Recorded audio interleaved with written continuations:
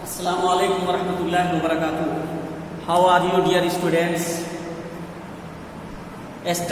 Before yesterday, we were reading The True Beauty. The writer of this poem, Thomas Carew. We were reading about the poet. Today, I will read about the poem. Let's see the text about the poem. The poet prefers spiritual beauty to physical beauty.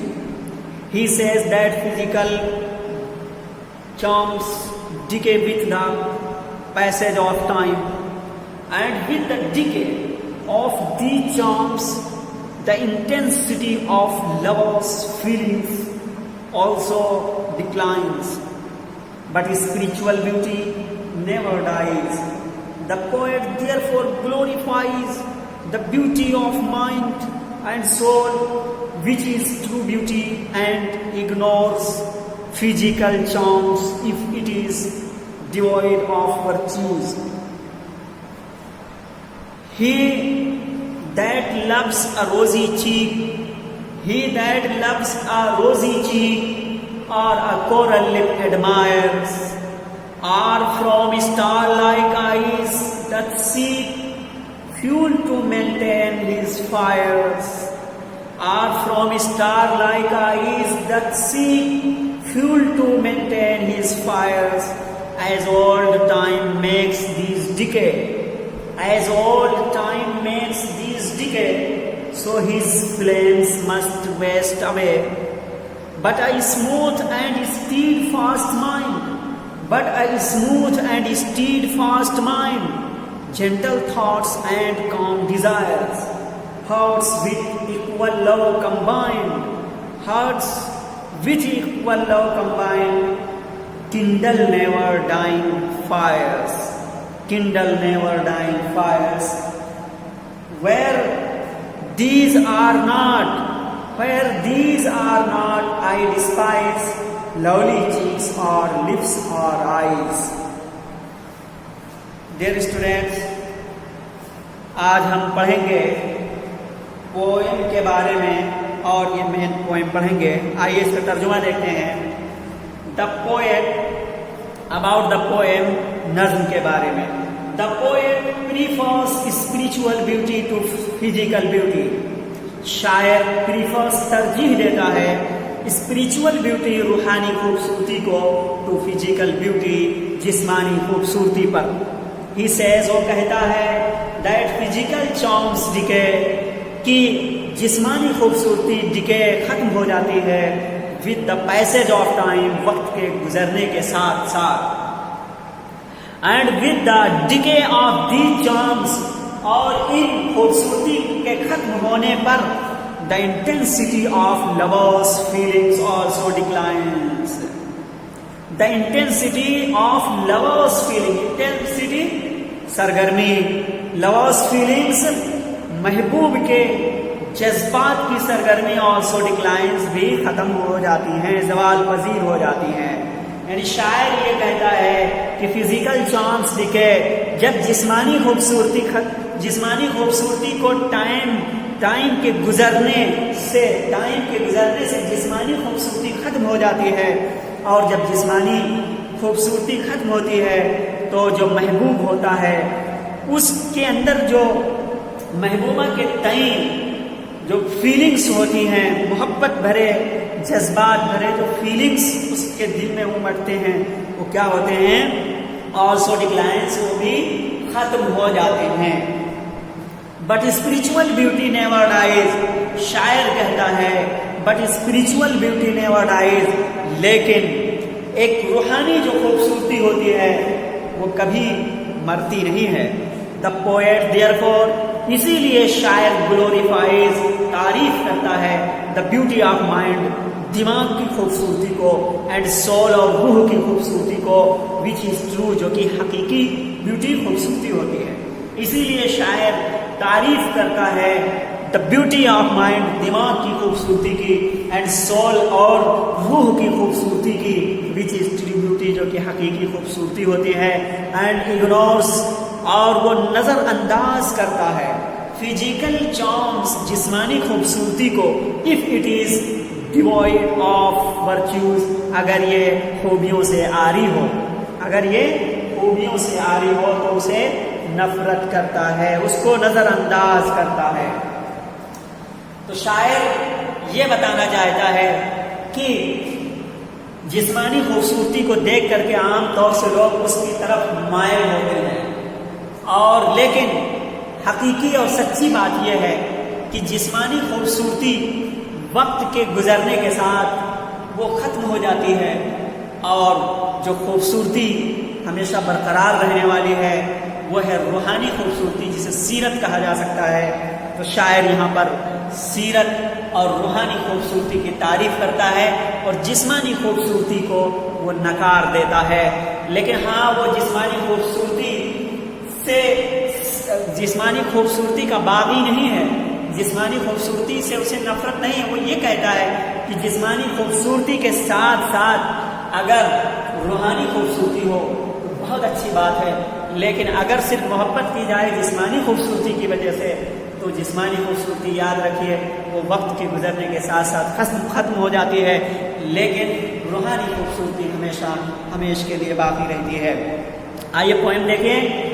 He that loves a rosy cheek، he وہ that جو لفظ پریم کرتا ہے، محبت کرتا ہے، a rosy cheek گلابی گالوں سے، وہ جو محبت کرتا ہے گلابی گالوں سے، اور a coral lip admires یا موگے جیسے ہلکے لال ہونٹوں کی تعریف کرتا ہے، a coral lip یا موگا جیسے ہلکے ہلکے لال کیا ہے ہونٹوں کی تعریف کرتا ہے، are from star like eyes did seek یا ستاروں جیسی آنکھوں سے، ڈٹ سیک تلاش کرتا ہے، فیول ایندھن ٹو مینٹین ہز فائرز اپنی محبت کی چنگاری کو برقرار رکھنے کے لیے۔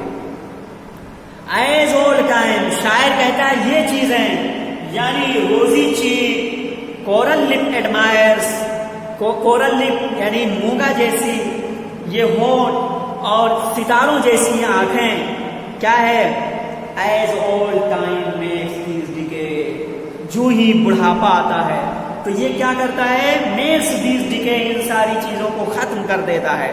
شاعر یہاں بتانا یہ چاہتا ہے کہ اگر کوئی شخص اپنے محبوبہ سے اس لیے پیار کرتا ہے کہ اس کے پاس گلابی گال ہے یا اس کی ہونٹ مونگا جیسی ہلکی ہلکی لال ہے یا اس کی آنکھیں ستاروں جیسی ہے، اس وجہ سے وہ پیار کرتا ہے، تو سمجھ لیجئے ایز اول ٹائم میکس، جب بڑھاپا آئے گا تو کیا ہے، میکس دیز ڈیکے، ان سب کو بڑھاپا جب آتا ہے ختم کر دیتا ہے، سو ہز فلیمز مسٹ ویسٹ اوے، اس لیے اس کی جو چنگاری ہوتی ہے، محبت کی چنگاری جو ہوتی ہے، مست ضرور ویسٹ اوے، بجھ جاتی ہے، یعنی وہ چنگاری جس سے وہ محبت کرتا تھا وہ بجھ جاتی ہے، ختم ہو جاتی ہے۔ اب شاعر یعنی اوپر یہ جو استنجاز تھی، لائنیں تھی، اس میں شاعر نے یہ بتایا ہے کہ انکار کیا ہے سرے سے فزیکل بیوٹی کی، لیکن پھر نیچے اسپریچول بیوٹی کی تعریف کرتے ہوئے یوں لکھتا ہے، but I smooth and steadfast mind, but I smooth and steadfast mind, لیکن جہاں پر ایک جیسا اسموتھ ایک جیسا اینڈ اسٹیڈ فاسٹ اور مضبوط مستحکم مائنڈ دماغ ہو، لیکن جہاں پر ایک جیسا اور مضبوط مستحکم دماغ ہو، جینٹل تھاٹس اچھے خیالات ہوں، اینڈ کام ڈیزائرز اور پرسکون خواہشات ہوں، hearts with equal love combined, hearts یہاں جمع لائے ہیں یہ بتانے کے لیے جس میں محبوب محبوبہ دونوں کے دل، hearts with equal love combined, اور دل ایک جیسے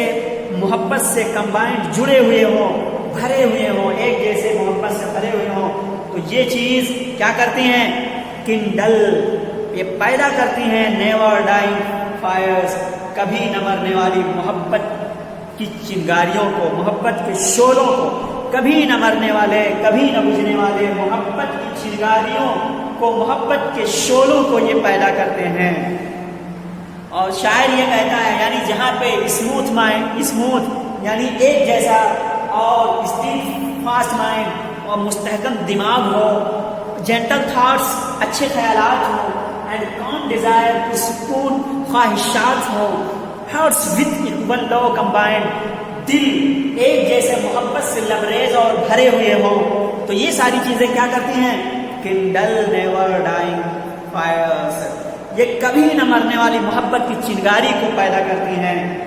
فائر دیز آر ناٹ، شاعر کہتا ہے جہاں یہ چیزیں نہ ہوں۔ کون چیزیں؟ اوپر یہ جو لائنوں میں بیان کیا شاعر نے، اسموتھ ہے، اسٹیڈ فاسٹ مائنڈ ہے، جینٹل تھاٹس ہے، کام ڈیزائرز ہے، اور ہارٹس وتھ اکول لو ہے، یہ ساری چیزیں ویئر جہاں نہ ہوں، ویئر دیز آر ناٹ، جہاں پہ یہ ساری چیزیں نہ ہوں تو کیا ہے؟ شاعر کہتا ہے آئی ڈسپائز، میں نفرت کرتا ہوں۔ لولی چیکس، ایسے گالوں سے، اور لپس، ایسے ہونٹوں سے، اور آئیز، ایسی آنکھوں سے، یعنی شاعر یہ بتا رہا ہے کہ اگر محبوبہ کے دل میں وہ ساری چیزیں نہ ہوں جو اوپر بیان کی گئی، اسموتھ اور steadfast mind, gentle thoughts, calm desires, hearts with equal love, یہ ساری چیزیں نہ ہوں تو مبارک ہو لولی چیک تم کو، لولی چیکس تمہیں مبارک ہو، اور coral lip admire, coral lip یعنی مونگا جیسی ہونٹ تمہیں مبارک ہو، آئیز اسٹار لائک آئیز،